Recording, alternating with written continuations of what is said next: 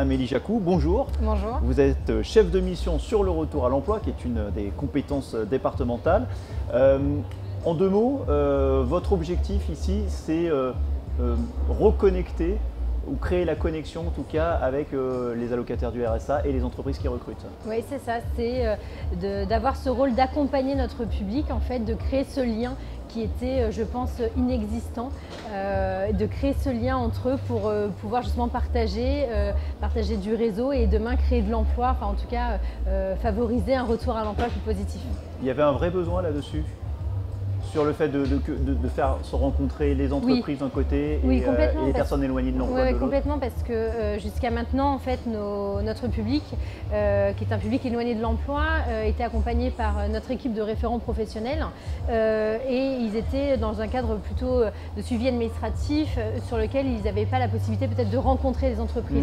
Aujourd'hui, l'objectif, c'est vraiment celui-ci, c'est de créer ce lien, ce partenariat pour justement favoriser une dynamique sur ce retour à l'emploi en fait. Et alors justement, une opération comme le village des recruteurs où l'humain et la rencontre est au centre de tout, c'est une bonne porte d'entrée, un bon déclencheur pour un retour à l'emploi efficace? Oui, complètement, parce que aujourd'hui on a des entreprises qui recrutent, on a des demandeurs d'emploi, donc on mélange, on crée l'offre et la demande, on les fait se rencontrer en fait et ça peut favoriser. Et sans parler forcément que du retour à l'emploi comme on l'entend avec une signature d'un contrat, ça peut être sur des projets de stage, d'immersion d'entreprise au préalable, ça peut être déjà une première rencontre pour d'autres projets à venir, avant l'emploi. Quelles sont les réactions des personnes que vous accompagnez, qui rencontrent les recruteurs? Elles sont souvent très positives puisque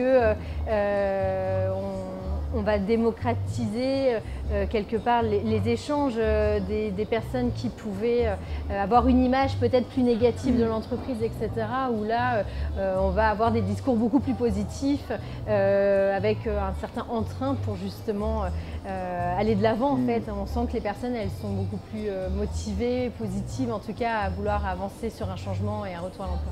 Vous dites d'ailleurs forcer le destin, ça c'est l'une de vos missions, donner cette impulsion, voilà, se mettre ce pied à l'étrier. Oui, je pense que c'est notre rôle d'avoir cette hauteur, ce recul, ce positionnement et de dire aux personnes, voilà, on est là pour vous accompagner, voilà comment on peut le faire. Ça, c'est le schéma sur lequel on peut avancer ensemble et de mettre toutes les conditions, de réunir toutes les conditions pour justement forcer un petit peu le destin, en fait, faire se rencontrer les bonnes personnes au bon moment. Et ça fonctionne justement? Oui, ça fonctionne. On a eu plusieurs succès sur notamment quand on fait des visites d'entreprise où on va avoir des allocataires qui vont nous dire « Ah mais c'est ça la logistique, mais je ne connaissais pas », puis finalement qui vont se retrouver en poste chez d'autres entreprises parce qu'ils ont découvert un univers au travers de missions que nous on a pu organiser pour eux. Pour ce type de profil, plutôt éloigné de l'emploi, ce genre d'opération, ça convient beaucoup mieux, j'imagine, que les job boards, que les envois de CV classiques, etc. Je pense que tout est complémentaire. En fait, pour moi, c'est vraiment une action qui va compléter un parcours sur lequel on va accompagner en fait, notre allocataire. Est-ce qu'il y a, juste dernière question, est-ce qu'il y a aussi dans la manière, dans votre objectif d'accompagnement, il y a aussi cette idée de se dire on va lutter contre peut-être les complexes de certains, l'autocensure, voilà, certains qui n'osent pas, ça fait partie aussi de la mission? Oui, complètement. Le rôle aujourd'hui d'accompagner, c'est voilà, de lever ses freins en fait, de se dire que, et pour l'avoir entendu, hein, quand un allocataire me dit ah, finalement la RH elle est sympa, oui en fait on est tous composés de la même façon et on reste humain et oui ça permet de décomplexifier en fait un petit peu les rapports. Mais il y en a certains qui s'autocensurent par exemple parce qu'ils trouvent que leur CV n'est pas assez bon, n'est pas assez adapté. Pas assez étoffé. Ouais. Souvent c'est j'ai peut-être pas travaillé depuis un an et demi, 2 ans, je ne vais pas être recrutée, donc on va peut-être aborder aussi une autre façon de travailler, un recrutement sans CV. On va aussi demander aux entreprises partenaires de nous faire confiance sur des personnalités qui aujourd'hui font la différence avec leur savoir-être